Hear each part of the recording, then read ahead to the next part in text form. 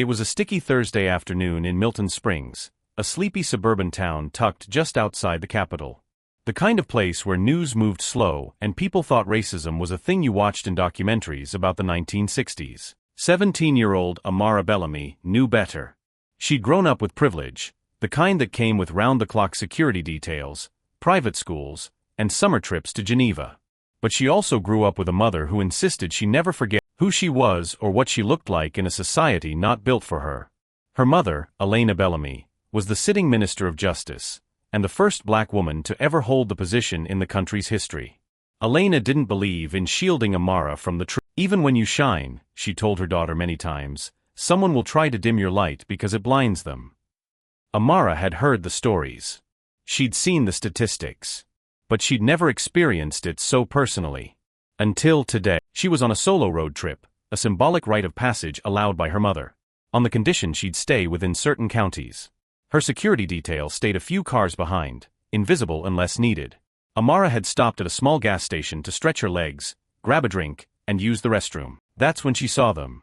Two officers, white, mid-40s, small-town swagger wrapped in faded blue uniforms. Officer Rick Grant and Officer Mike Dale.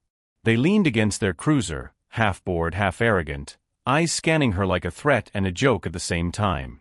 "What's a girl like that doing around here?" Dale muttered, not quite whispering. "Looks like trouble."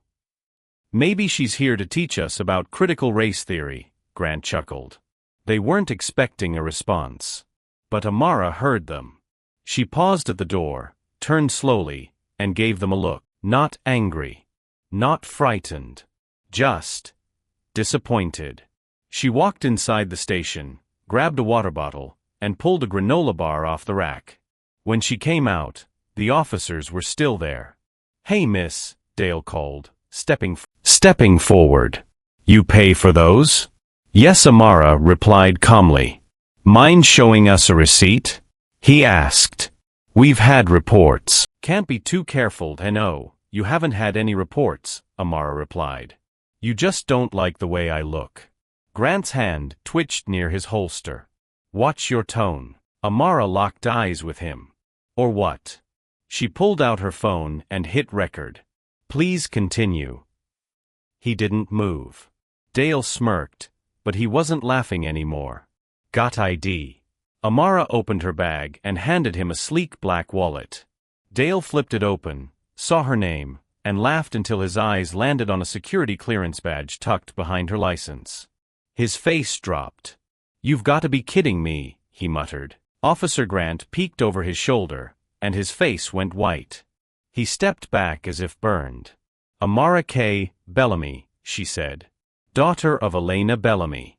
The Justice Minister.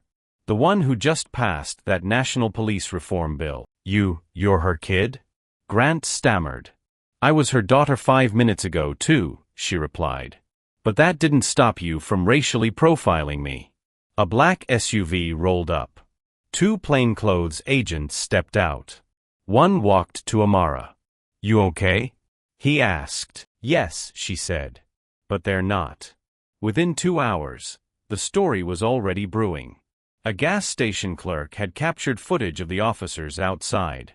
Amara's recording, articulate, measured, powerful, went viral before sundown.